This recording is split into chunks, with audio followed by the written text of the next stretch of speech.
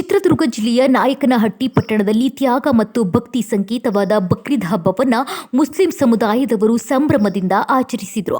ಆ ಕುರಿತು ಒಂದು ವರದಿ ಇಲ್ಲಿದೆ ನೋಡಿ. ಹೌದು, ನಾಯಕನಹಟ್ಟಿ ಪಟ್ಟಣದ ಈದ್ಗಾ ಮೈದಾನದಲ್ಲಿ ಮುಸ್ಲಿಂ ಬಾಂಧವರು ಬೆಳಗ್ಗೆಯಿಂದಲೇ ಸೇರಿ ಬಕ್ರೀದ್ ಹಬ್ಬದ ವಿಶೇಷ ನಮಾಜು ಸಲ್ಲಿಸಿದರು. ಹಿರಿಯರು, ಯುವಕರು ಹಾಗೂ ಮಕ್ಕಳು ಸೇರಿ ಭಕ್ತಿ ಭಾವದಿಂದ ಪ್ರಾರ್ಥನೆಯಲ್ಲಿ ಭಾಗಿಯಾದರು. ಇನ್ನು ಧಾರ್ಮಿಕ ಮುಖಂಡರು ಬಕ್ರೀದ್ ಹಬ್ಬದ ಮಹತ್ವವನ್ನು ವಿವರಿಸಿ ದಾನ, ಧರ್ಮ, ತ್ಯಾಗ ಮತ್ತು ಸಹೋದರತ್ವದ ಸಂದೇಶ ಸಾರಿದ್ರು. ಸಮಾಜದಲ್ಲಿ ಶಾಂತಿ ಹಾಗೂ ಸೌಹಾರ್ದತೆ ನೆಲೆಸಬೇಕು ಎಂದು ಕರೆ ನೀಡಿದ್ರು. ಅಷ್ಟೇ ಅಲ್ಲದೆ ನಮಾಜ್ ಬಳಿಕ ಸಂಪ್ರದಾಯಬದ್ಧ ಕುರ್ಬಾನಿ ನೆರವೇರಿಸಲಾಯಿತು. ಇದೇ ವೇಳೆ ರಾಜ್ಯದಲ್ಲಿ ಉತ್ತಮ ಮಳೆ, ರೈತರ ಸಮೃದ್ಧಿ ಹಾಗೂ ಜನರಲ್ಲಿ ನೆಮ್ಮದಿ ನೆಲೆಸಲಿ ಎಂದು ವಿಶೇಷ ಪ್ರಾರ್ಥನೆ ಸಲ್ಲಿಸಲಾಯಿತು. ಒಟ್ಟಾರೆ ಪರಸ್ಪರ ಹಬ್ಬದ ಶುಭಾಶಯ ವಿನಿಮಯ ಮಾಡಿಕೊಂಡ ಮುಸ್ಲಿಂ ಸಮುದಾಯದವರು ಬಕ್ರೀದ್ ಹಬ್ಬವನ್ನು ಸಡಗರ ಮತ್ತು ಶ್ರದ್ಧಾ ಭಕ್ತಿಯಿಂದ ಆಚರಿಸಿದರು.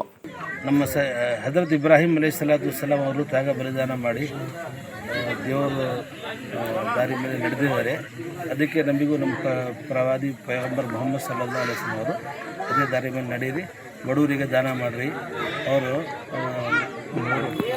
ಶಾಂತಿ ಸೌಹಾರ್ದ ಕಾಪಾಡಿ ಒಳ್ಳೆ ಹಬ್ಬ ಆಚರಿಸಿ ಅಂತ ಒಂದು ಸಂದೇಶ.